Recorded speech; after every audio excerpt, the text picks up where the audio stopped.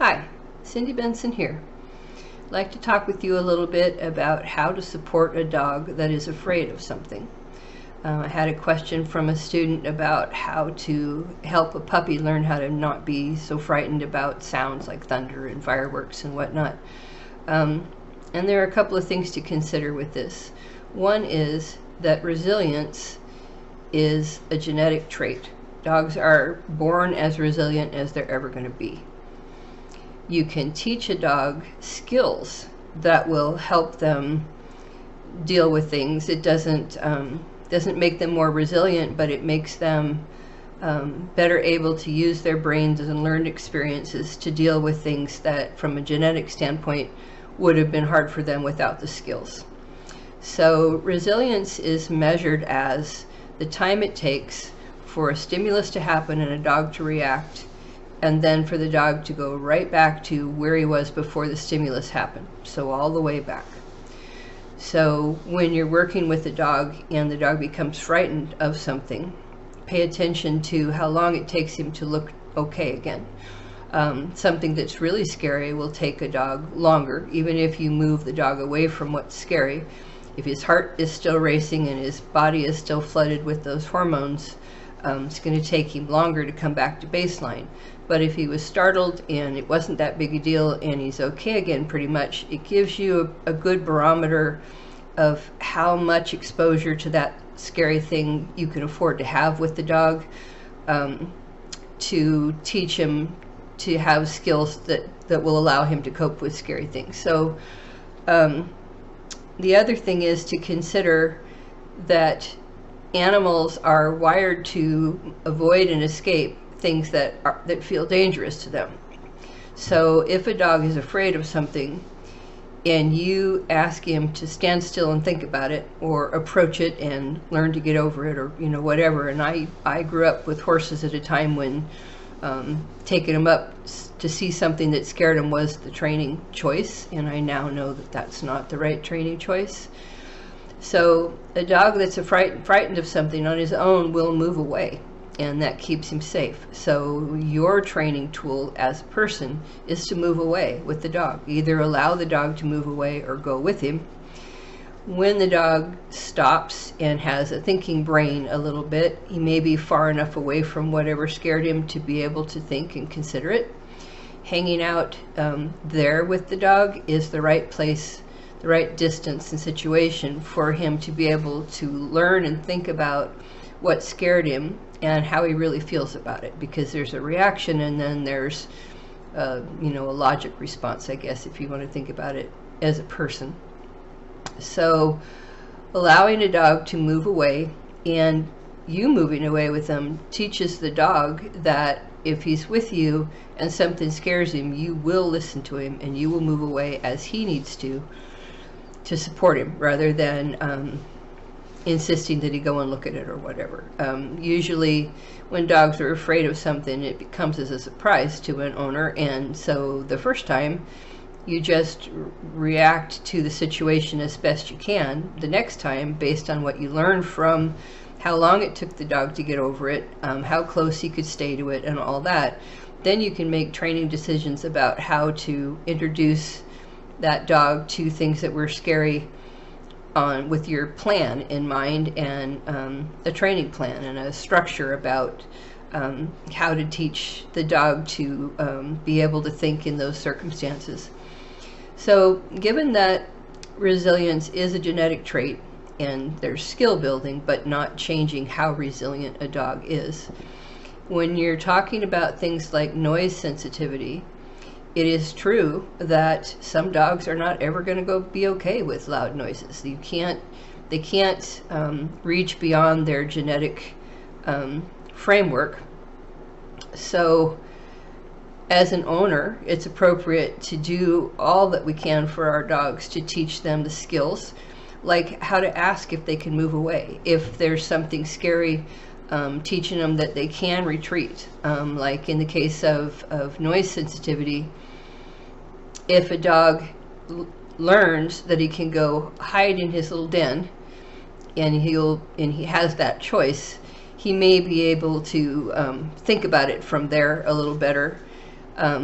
rather than panicking and going up and over a fence and running from the sound. A lot of times the sound is things like thunder, and they can't run far enough to get away from it, and then they end up off the property or hurt.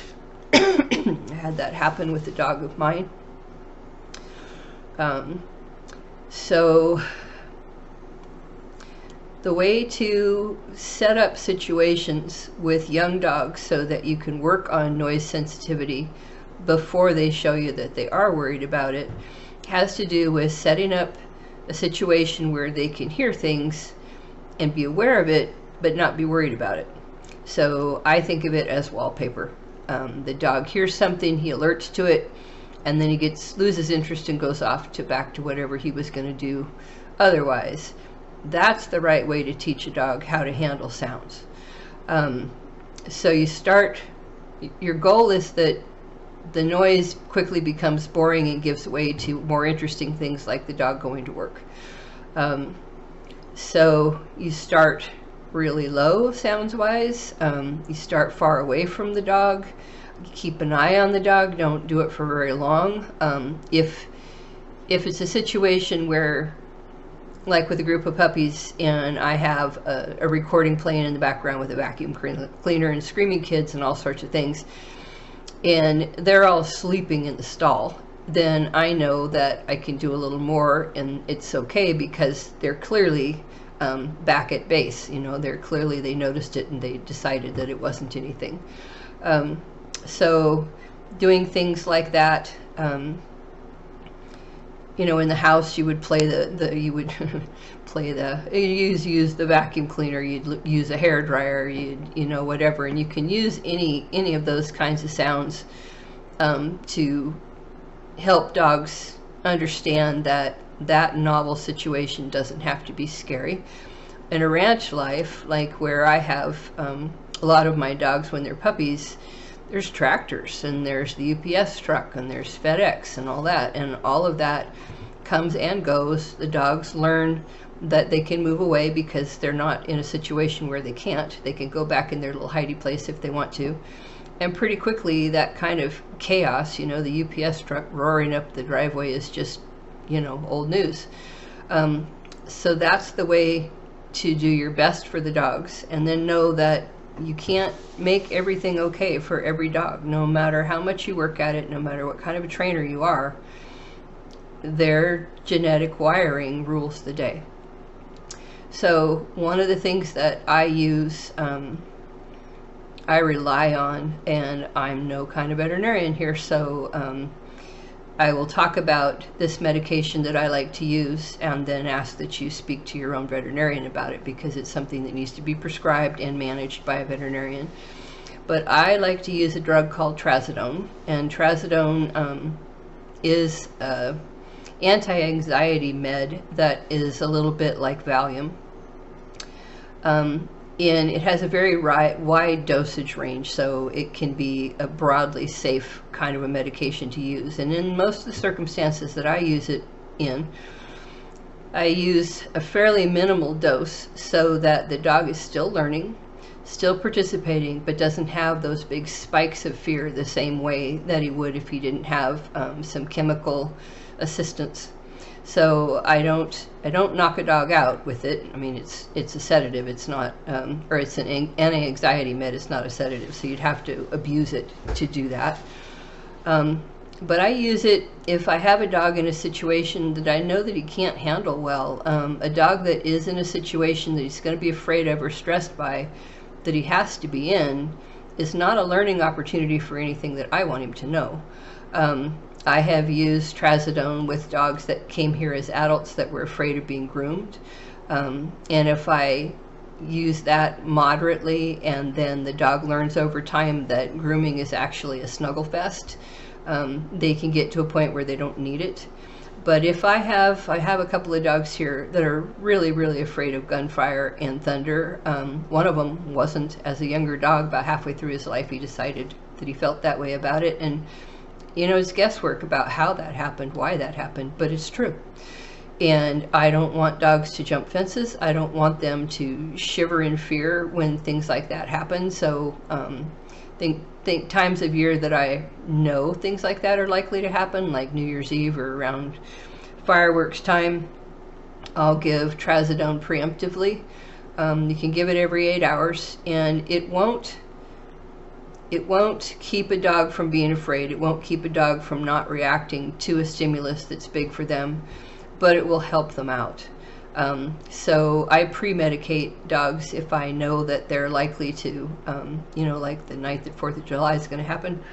But I also use it if I'm going to do grooming things that I know are going to be hard on them. It's not a replacement for training, but it can aid training. So if I'm going to do toenails with a dog that is really afraid of that situation, usually that's a dog that I didn't raise, it comes to me, using some trazodone ahead of that, and then having the dog have the experience of having the toenails trimmed while I'm sitting in a heap on the ground and snuggling and feeding treats and whatnot, can create a different emotional response to the clippers. And you can create that without the medication, but it's harder on the dog and it takes longer. And so if I feel like using a chemical like that will be helpful to the dog, I use it. I use it when I'm transporting dogs. They're going to be in the car for a long time. They can get increasingly stressed about being in the car. I mean, it's not a normal thing for them, and I don't want them to be afraid of car rides. And so if I use trazodone so that they're a little bit, loose and hanging out and a little bit sleepy, they learn from the experience, but they're not over the top about it for the length of time that they have to be in a car. So that's the trick about teaching dogs, supporting dogs that are afraid of things. It's keeping the sessions short, keeping them, if they become frightened, things went too far. So when you're doing training and you're setting up circumstances, you want to avoid that. If you get a dog that has a big reaction to something you're trying to teach them, then redesign that the next time. Keep in mind being realistic about what you expect from your dogs. Know that if you did everything right with your puppy and he becomes noise sensitive as a more mature dog, it doesn't mean you didn't do it well. It can mean that he couldn't, and that the skill building that you did has helped him be more able to to handle that kind of stress than he would have been without all your care and support. So do all that you can with this kind of training in mind, and then be realistic about what you can expect from your dogs in these different circumstances. And I really believe in trazodone because it allows me to train more broadly in scary circumstances without costing the dog so much. So I don't use it freely, but there are times that it is a real big help, and I consider it's a real tool for me. So I hope that addresses it a little bit. I should introduce who's in front of us here. I guess I should have thought about that. That is Olga. She's a first-time LGD owner, and that puppy on his back is flirting with her, and he's sliding down the hill. It was really pretty funny.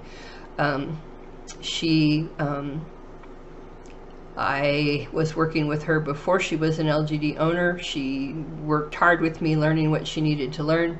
She ended up going home with one of these puppies when he was about 4.5 months old, and she's just been wonderful as a new LGD owner. And it's really nice to be able to start people well ahead of when they own a dog and then celebrate their success. So this was one of the last times Olga visited the ranch before the pup went home with her. So I hope this has been helpful. As always, I welcome your questions. Thank you very much.